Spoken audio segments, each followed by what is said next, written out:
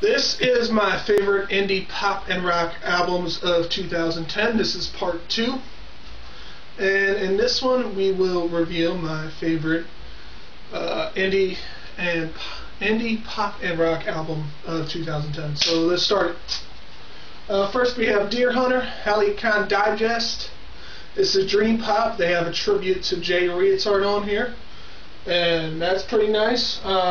It's just reflecting on where they've been. It's saying memories are fleeting. It's just showcasing a whole bunch of things, but it's easygoing stuff. It's a smooth, relaxing record. It probably puts you to sleep at night. Not said that doesn't mean it's not good. It's just that smooth, it's relaxing.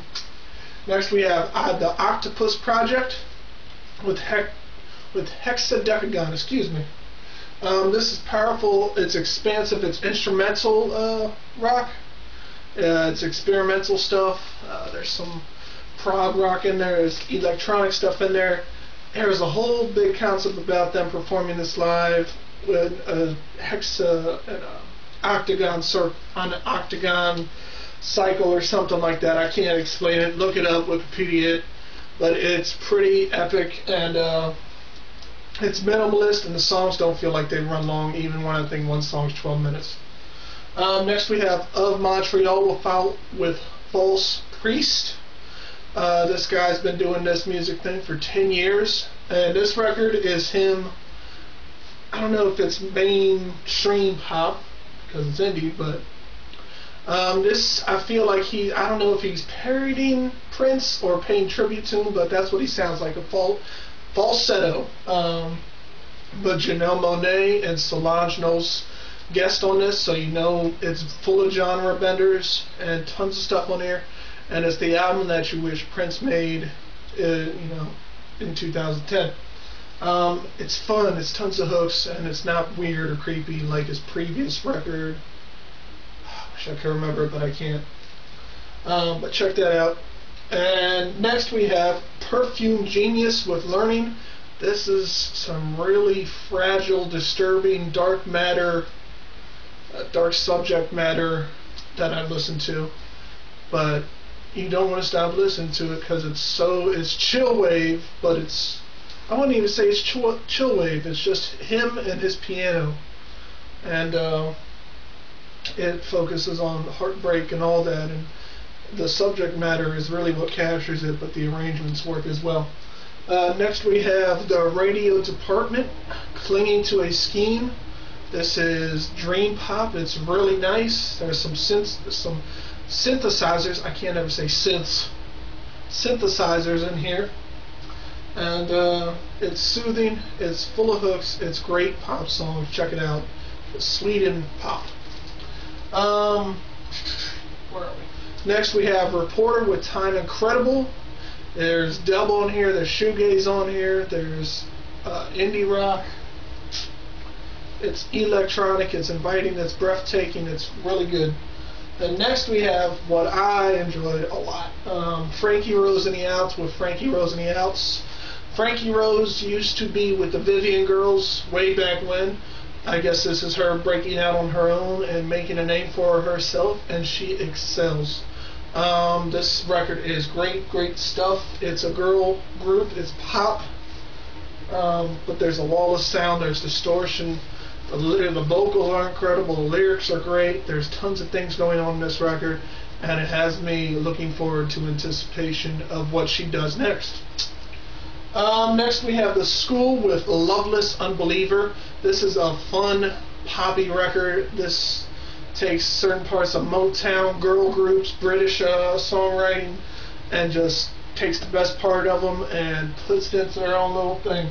I feel like each song they have in here is trying to one-up the previous song, and who doesn't want a record full of catchy songs and hooks and all that? And it's great, it's thrilling, it's a fun record. Next we have The Secret History with The World That Never Was. The Secret History came from the ashes of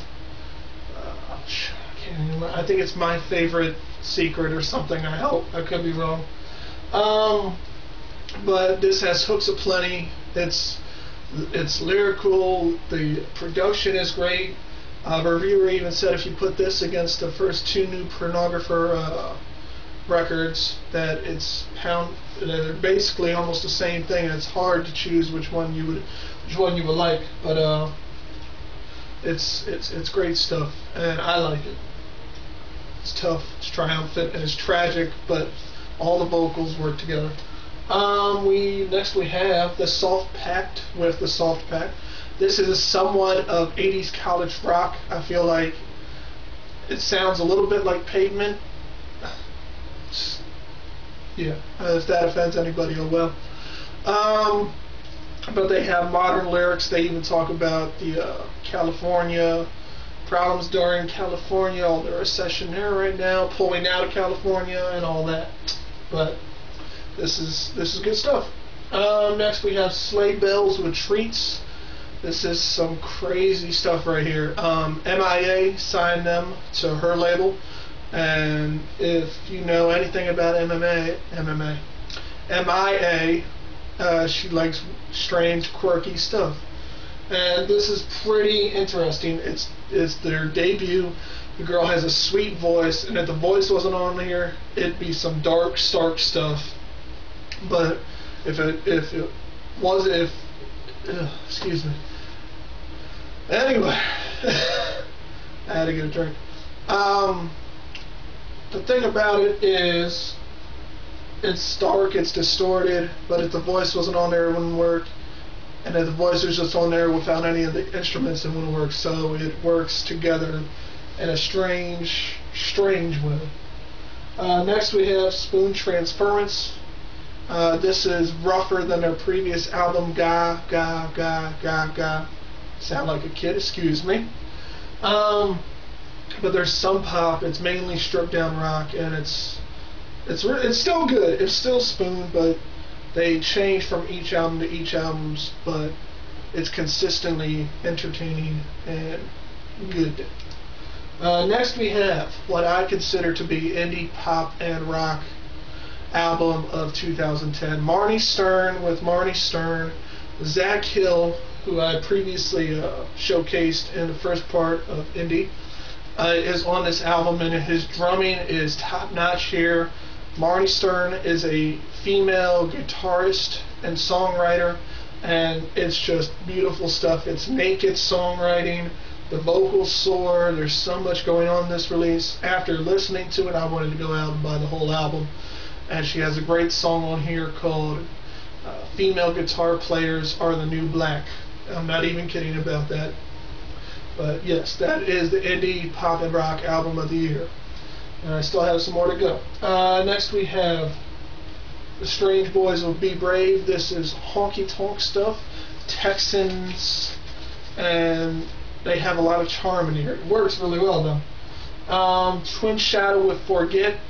I messed him up with Perfume Genius because they're both single musicians. But this is chill wave, but it's also brooding. You have some Morrissey in here with some New Order, but it's great stuff. Chris Taylor from Grizzly Bear co-produced, so you're bound to get another great release. But check it out, it's great stuff. Vampire Weekend with Contra. I didn't think it was as good as their Vampire Weekend release, but it's still good. It shows that auto-tune, indie rock, all kinds of elements can get along on this release well. And they have Cousins on here, Giving Up the Gun, Holiday, other hits. It's good stuff. And lastly, we have the Walkmen with Lisbon. This is not as moody as their previous album. It's still broken, but it's more upbeat. They're dancing on their sorrows instead of drinking the wine to make them go away. This is garage rock. It has tons of anthems on here. And lastly, we have Titus, Adronicus, I hope that's right, with the Monitor. I don't know if I've showcased them on any of these entries so far, but if I did, forgive me, and if I didn't, here they are. This is good stuff, and they have tons of other indie acts on here, so check it out. I'm going to keep talking about Marnie Stern. this out. I just can't get over it. She Has Arrived. This is a great album. Please check it out. And with that, I'm going to end this, and you will see me next time when I'm reviewing jazz. My favorite jazz albums of 2010. Bye-bye.